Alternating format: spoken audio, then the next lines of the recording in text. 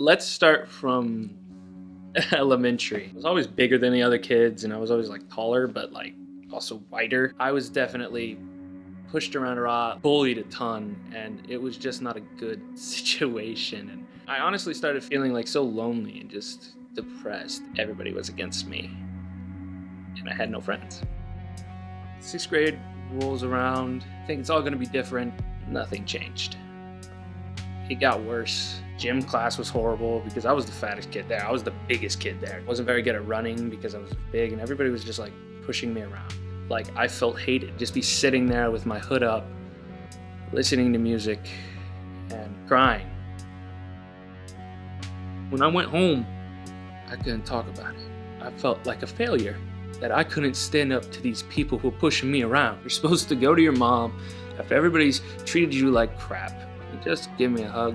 For some reason, I couldn't do that, and home wasn't home anymore. It was just a place where I slept. I contemplated how I failed that day. I got angry, yelled at my mom. I was alone, even at home.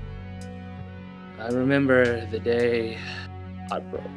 I decided I was gonna make a plan. I decided that I was gonna plan to kill myself because I thought that was the only way.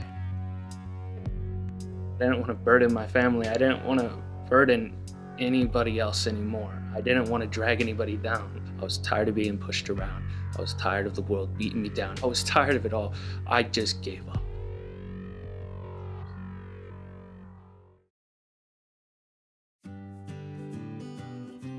And I ended up seeing a guy in the hallway, and he said, "How you doing?"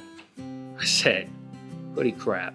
He's like, "So what are you doing this weekend?" And I was like, "Nah, I don't do much. I just gotta stay home. I don't got really many friends." Looked at me, he said, "Why don't you come to my small group?" I had no friends. It felt like nobody cared, but at that one moment, I felt cared for.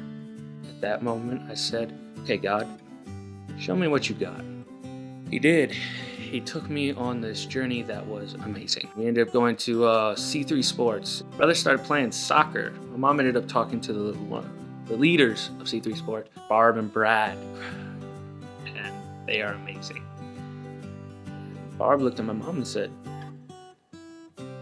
"Why don't you come to our church?" We fell in love. It was finally like we found a place where we could fall home.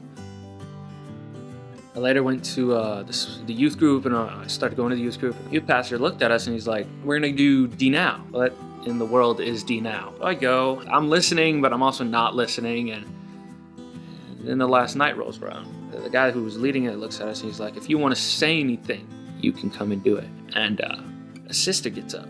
She gets up, she walks up on stage, and she breaks down into sobs. Starts apologizing for all the mean things she'd done to her sister, and she's like, "Will you please forgive me?" And the sister gets up, walks up on stage, hugs her, starts crying too. And I'll never forget, she said, "I'm willing to try." I looked down and I just kind of looked back up and I just went, "Okay, God, I see what you're about." And right then and there, without telling a single person, I accepted Jesus Christ into my life. After D Now, I went to a church talent show, and I saw this guy. He got up on stage, he started telling jokes, and I was like, "Wait, we can do that?" And that was the first time God called me to do anything. I felt this incredibly driven to get up on that stage and start telling jokes. So what did I do the very next year? I obeyed God, and I got up on stage and I started telling jokes. It wasn't the best first attempt, I'll admit, but it made me learn something. God showed me He wanted me to make people laugh. He wanted me to show people joy, because I knew what it was like to have no joy, to be depressed, to be alone, to be self-hating and destructive. This all goes beyond jokes. It's not just jokes anymore.